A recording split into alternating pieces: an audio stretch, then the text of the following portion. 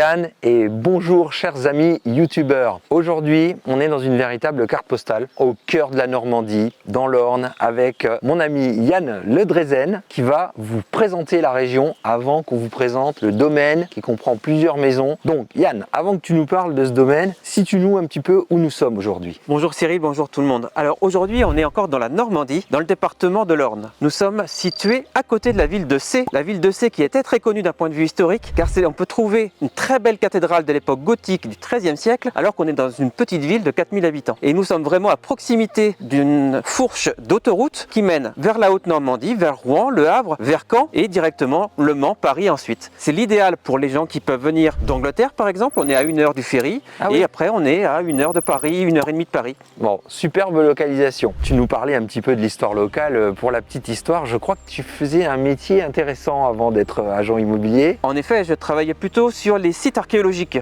Et oui, pour le CNRS, rien que ça. On est amoureux de belles pierres, on est amoureux d'histoire. Et il y a une logique dans ta transition, je dirais, sur l'immobilier, parce que bon, avec des domaines comme ça, chargés d'histoire, il y a un lien entre ton vécu passé et le vécu actuel. Est-ce que justement, tu peux nous parler un peu de l'histoire de ce moulin, parce qu'il s'agissait d'un moulin? C'est un domaine qui est vraiment remarquable, où on a vraiment encore une empreinte historique. En effet, on est dans un domaine qu'on appelle le moulin Folon. Le moulin Folon, en Normandie, on en avait beaucoup. Pourquoi? Parce que dans la période historique, on cultivait énormément de lin et on faisait beaucoup de tissus en lin. Comment on travaillait le lin? À partir du moulin Folon. Un moulin Folon, c'est un moulin qui travaillait donc le lin. Tout à fait. On avait besoin d'eau avec une roue et on avait besoin de beaucoup d'argile pour assouplir le tissu. Et donc à l'époque moyenâgeuse, on a eu beaucoup de moulins Folon en Normandie et en général, les moulins Folon ont disparu à partir du 19e et complètement au début 20e pour les derniers dans la région. Donc celui-ci, il y a une véritable histoire derrière. Il date de combien les premières traces de cet endroit? Les premières traces qu'on a pu trouver sur ce domaine ici, à Essay, à côté, de petit village qui est à côté, datent du XIIIe siècle.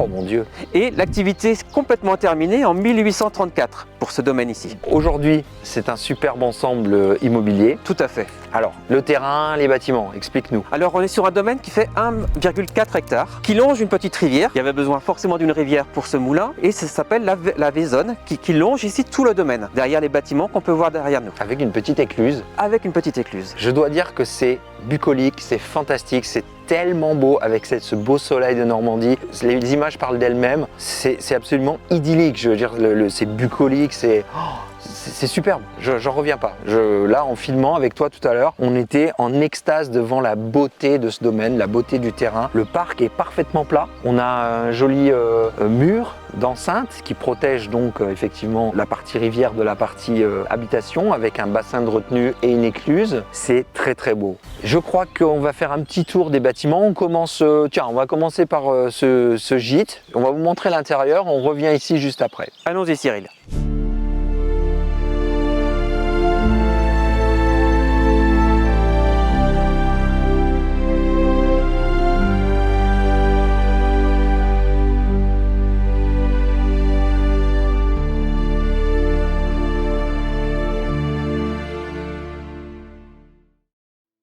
Alors, on a derrière toi une partie pool house, terrasse couverte, piscine. Ce bâtiment qui est principalement du coup dédié pour accueillir du coup des touristes. Donc une partie gîte et une partie qu'on va avoir au rez-de-chaussée ici avec toutes les vitres qui permettent du coup de dîner le soir par exemple à côté de la piscine et prendre les petits déjeuners le matin avec le soleil qui est juste en face à l'ouest. Et c'est vitré sur les 3 côtés, donc on a vraiment une vue sur la campagne, une vue sur le terrain, une vue sur les autres bâtiments. Très jolie salle de réception qui peut servir effectivement pour la restauration, fête ou autre. On a combien de chambres dans ce gîte? Parce que c'est un gîte finalement. Alors il y a toute une partie habitation qui est juste derrière toi et puis là on va avoir une partie gîte qui est également une partie gîte en face de nous que vous verrez tout à l'heure. Donc on va avoir au-dessus de la partie vitrée une grande chambre et au total dans ce bâtiment on va avoir 6 chambres. Donc on a le bâtiment principal qui suit, qui est l'habitation des actuels propriétaires. On va avoir un espace cuisine et une très belle pièce de vie avec une vieille cheminée, un espace avec une chambre et au-dessus de la cuisine actuellement les propriétaires sont en train de rénover une future chambre. Donc on aura après de quoi loger les parents et les enfants. Très confortable. Et enfin pour terminer ici, ce 3e bâtiment. Donc ce 3e bâtiment est encore aussi en pierre de calcaire, ce qui est vraiment typique de ce coin de Normandie. Et on va voir au rez-de-chaussée pour l'instant une partie qui est plutôt atelier avec les propriétaires. Et à l'étage, toute une partie gîte à nouveau avec un jardin privatif qui est autour d'un étang avec l'écluse dont parlait Cyril tout à l'heure, qui permet d'avoir un petit coin sans regard, sans vis-à-vis avec les propriétaires, et ce qui du coup est très apprécié par les touristes. On a chacun un petit peu son petit coin coin,